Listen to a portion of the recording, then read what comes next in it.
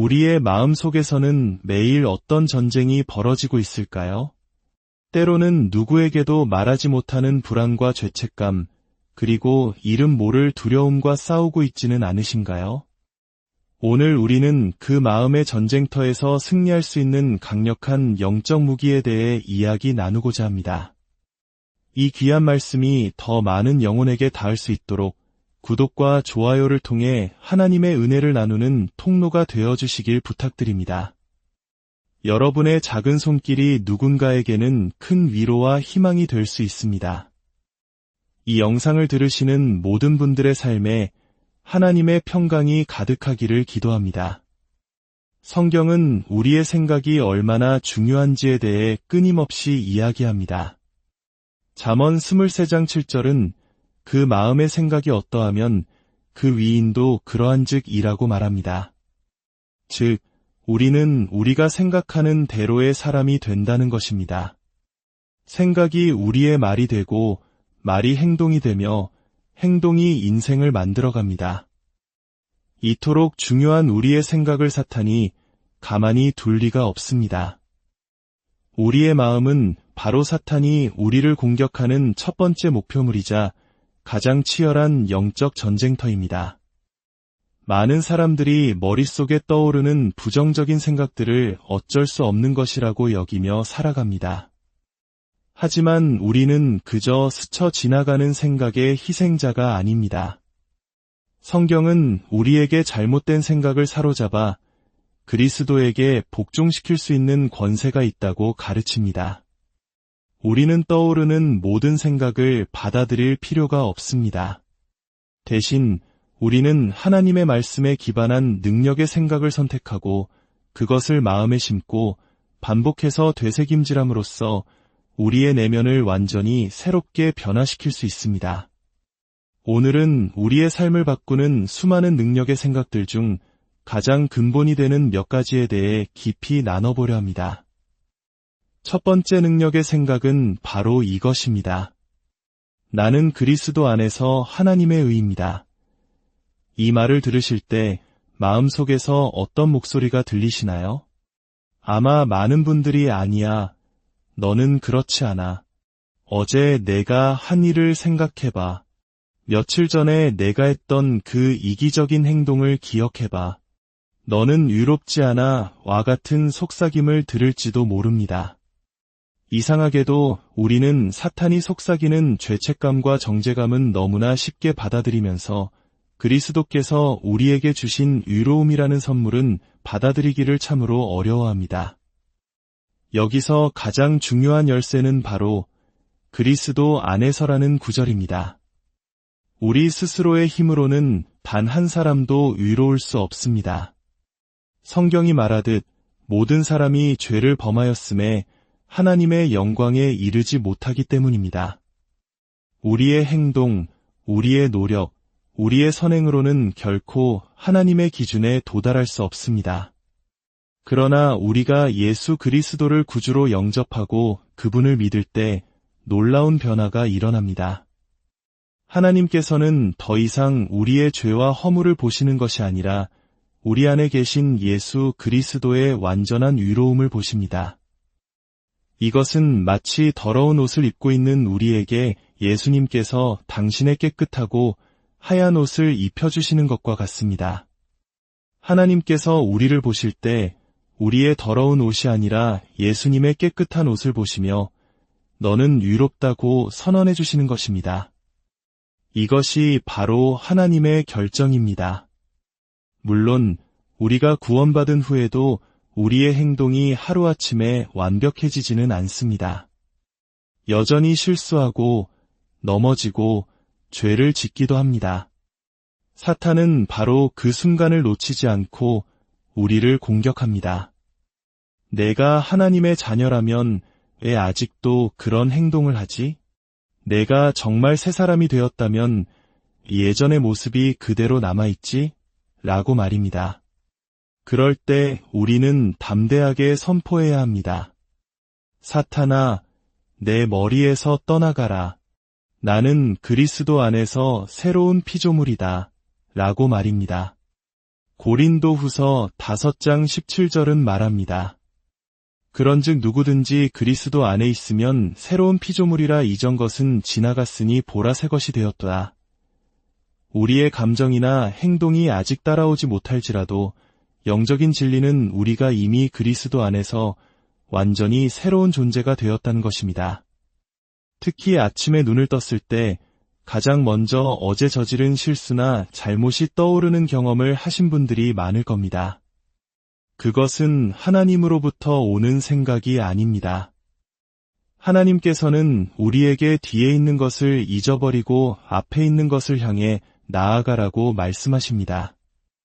어제의 실수에 갇혀 있으면 오늘 하나님께서 예비하신 좋은 것들을 놓치게 됩니다. 물론 죄를 지었을 때 슬퍼하고 하나님 앞에 회개하는 것은 마땅합니다. 그러나 회개는 죄책감 속에 머무르는 것이 아닙니다.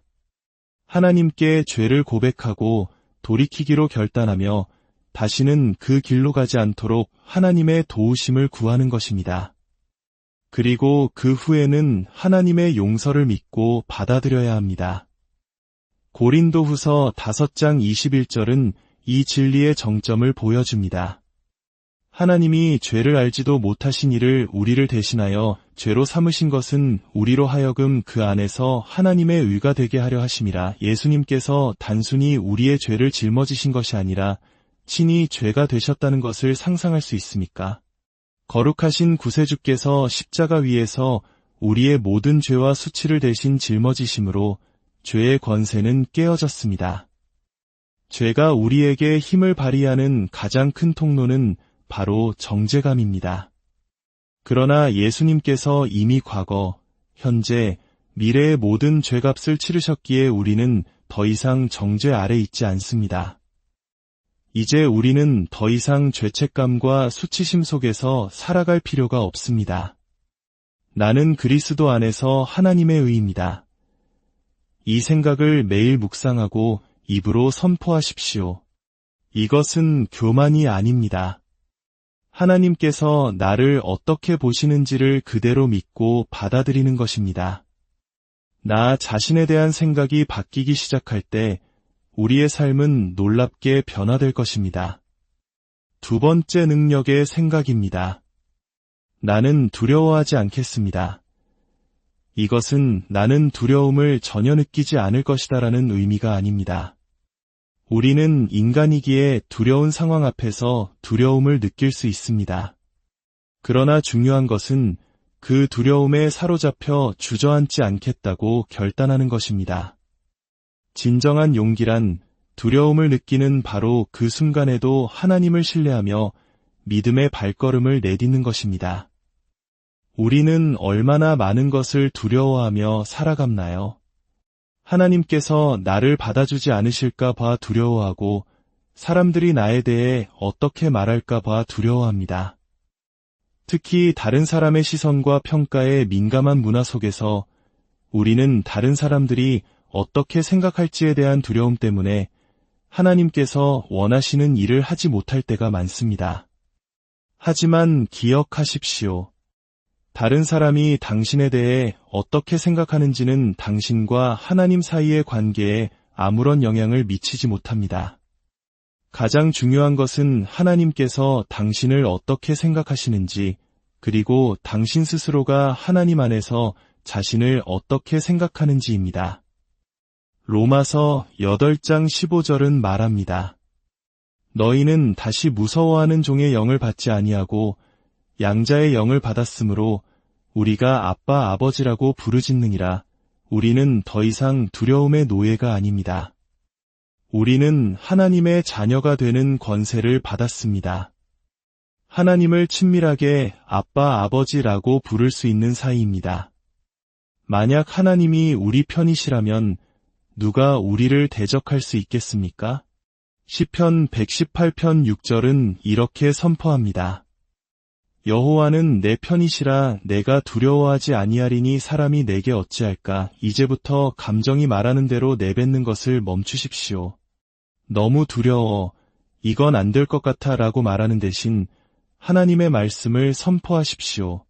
사실은 내가 두려움을 느낀다는 것이지만 진리는 하나님이 나와 함께 하심으로 두려워할 필요가 없다는 것입니다.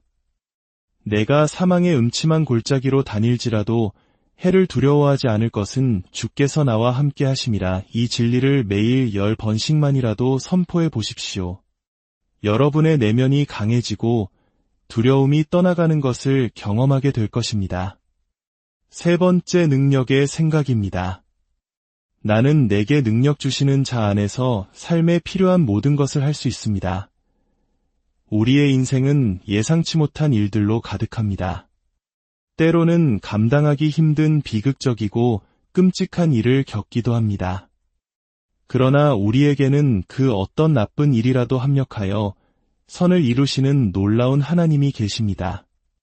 과거의 깊은 상처와 아픔까지도 우리가 그것을 온전히 하나님께 내어드릴 때 하나님께서는 그것을 사용하여 다른 사람을 위로하고 치유하는 도구로 만들어주십니다. 성경 속 기드온의 이야기를 보십시오. 하나님께서 그에게 나타나 큰 용사여 라고 부르시며 이스라엘을 구원하라고 하셨을 때 기드온의 대답은 무엇이었습니까? 오 주여, 내가 무엇으로 이스라엘을 구원하리이까? 보소서, 나의 집은 므낫세 중에 극히 약하고 나는 내 아버지 집에서 가장 작은 자니이다. 그는 자신의 연약함과 한계만을 바라보았습니다. 이것이 바로 우리의 모습이 아닙니까? 하나님께서 우리에게 어떤 사명을 주실 때 우리는 우리 앞에 놓인 거인들을 먼저 봅니다. 우리의 부족함, 우리의 경험 없음, 우리의 연약함을 봅니다. 그러나 우리는 그 거인들보다 크신 하나님을 보지 못합니다. 하나님께서는 기드온에게 이렇게 대답하셨습니다. 내가 반드시 너와 함께 하리라. 이것이 해답입니다.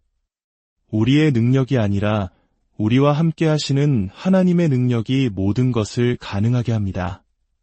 하나님께서 당신에게 무언가를 하라고 부르실 때 그것이 당신의 힘으로 충분히 할 수 있는 일이라면 그것이 정말 하나님으로부터 온 것인지 의심해 보아야 합니다.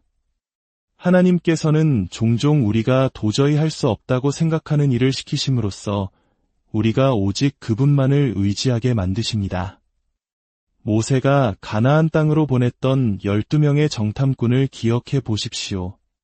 10명은 그 땅의 거인들을 보고 우리는 그들을 이길 수 없다고 보고했습니다.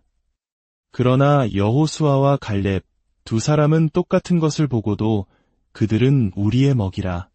하나님이 우리와 함께 하시니 능히 이길 수 있다고 말했습니다. 10명은 거인을 보았고 2명은 하나님을 보았습니다. 사랑하는 여러분, 지금 여러분의 삶에서 거인을 보고 있습니까? 아니면 하나님을 보고 있습니까? 요엘서 3장 10절은 말합니다. 약한 자도 이르기를 나는 강하다 할지어다. 우리의 감정과 상황을 넘어 하나님의 말씀을 선포하십시오. 나는 내게 능력 주시는 그리스도 안에서 모든 것을 할 수 있습니다. 마지막으로 네 번째 능력의 생각입니다. 나는 항상 긍정적인 태도를 가집니다. 이것은 세상의 문제들을 외면하는 맹목적인 긍정이 아닙니다. 이것은 하나님께는 불가능한 일이 없다는 믿음의 뿌리를 둔 의식적인 선택입니다. 하나님에게는 부정적인 것이 단 하나도 없습니다.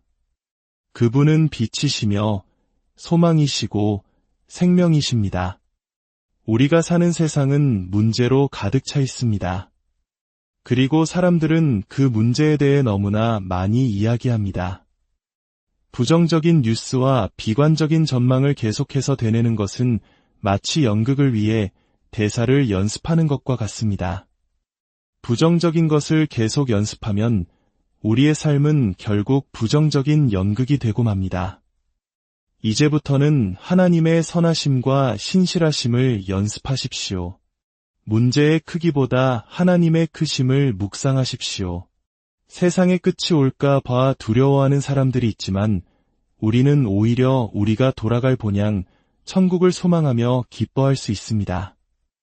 우리가 갈 곳은 이곳보다 비교할 수 없이 좋은 곳이기 때문입니다. 매일 아침 눈을 뜰 때 불평과 걱정으로 하루를 시작하는 대신 감사를 선택하고 소망을 선택하십시오.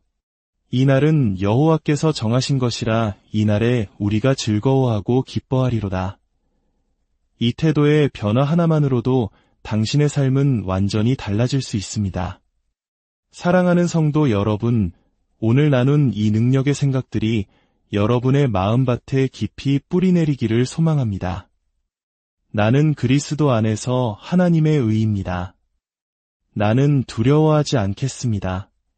나는 내게 능력 주시는 자 안에서 모든 것을 할 수 있습니다. 나는 항상 긍정적인 태도를 가집니다. 이 진리의 말씀들을 매일 여러분의 삶에 적용하십시오. 마음의 전쟁터에서 사탄이 속삭이는 거짓말에 속지 마시고 하나님의 말씀이라는 강력한 검으로 맞서 싸워 승리하십시오. 여러분 한 분 한 분을 위해 기도합니다. 주님의 강한 손이 여러분을 붙드시고 모든 두려움에서 건지시며 평강의 길로 인도하시기를 간절히 기도합니다. 예수 그리스도의 이름으로 축복합니다.